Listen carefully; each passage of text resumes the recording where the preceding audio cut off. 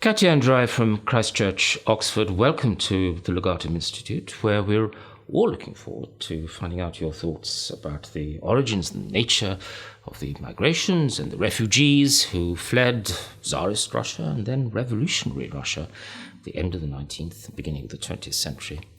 In considering, first of all, the question of the refugees, those who left Tsarist Russia at the end of the 19th century, where did they think they were going to? I think it obviously depends who one is talking about and also what their motives were.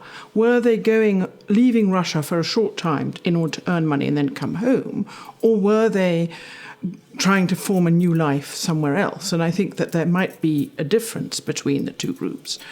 I think in the broadest possible sense, most people were looking for a safe place where they could live, where they could earn money, where they could recreate their own culture if that was a thing that was important to them.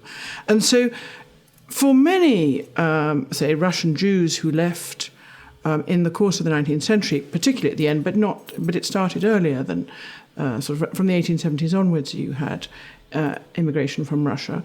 Many of them left for America. I think there was, I was reading an account which said really people would come back and tell extraordinary stories. You know, the Arabian Nights are not in it really as to how wonderful America might be.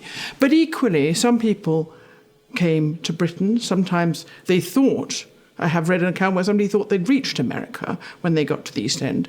There was equally a fairly important migration, I think, to South America and South Africa. So I think this kind of thing is determined partly by the circumstances in which you leave and who you are, also who you know, and whether you are going out, to join people who are already there. So the stories that came back from earlier generations or from earlier sets of refugees and migrants, either in the form perhaps of letters or newspaper accounts, these were very important.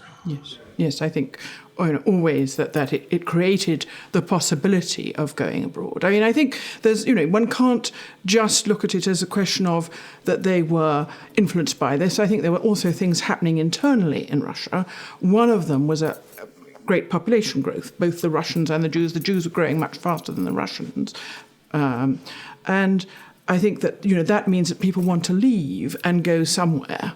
But obviously America is welcoming, and America, has freedom of expression, freedom of religion, and all these things are important. So I think that's the sort of pulling power of America.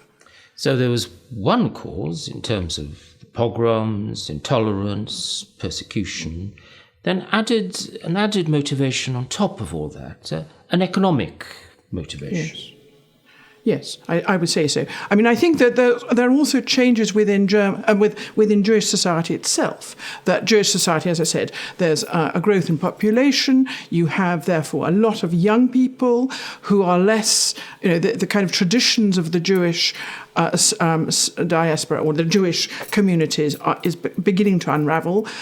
Rabbis, for example, mostly wanted people to stay. They didn't want them to go, apparently. So I think that you have a kind of and then there's modernization within Russia itself.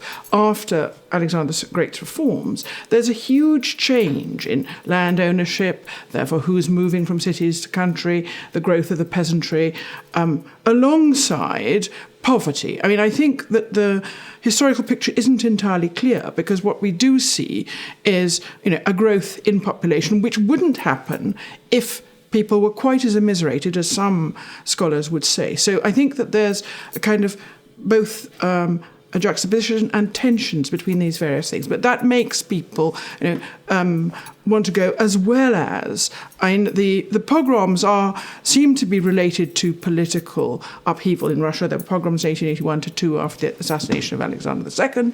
But it's not a consistent. Scholars would now say it's not a consistent policy on the part of the Tsarist Empire, and certainly where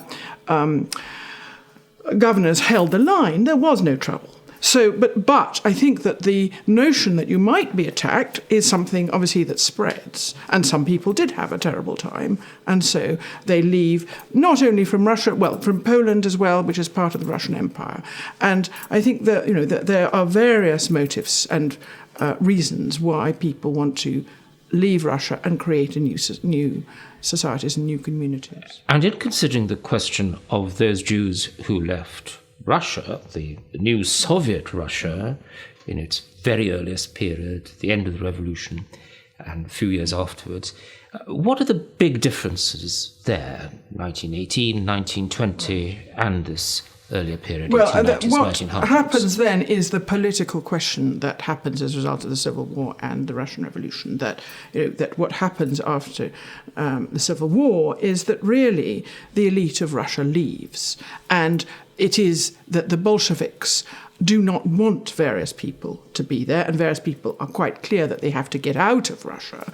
And so the people who left after 1917, it's very much the educated elite of Russia. I mean, if it's almost like a pyramid sort of on its head, in a sense that if 85% of the Russian population were peasants, they are a very small amount of the people who leave Russia after 1917.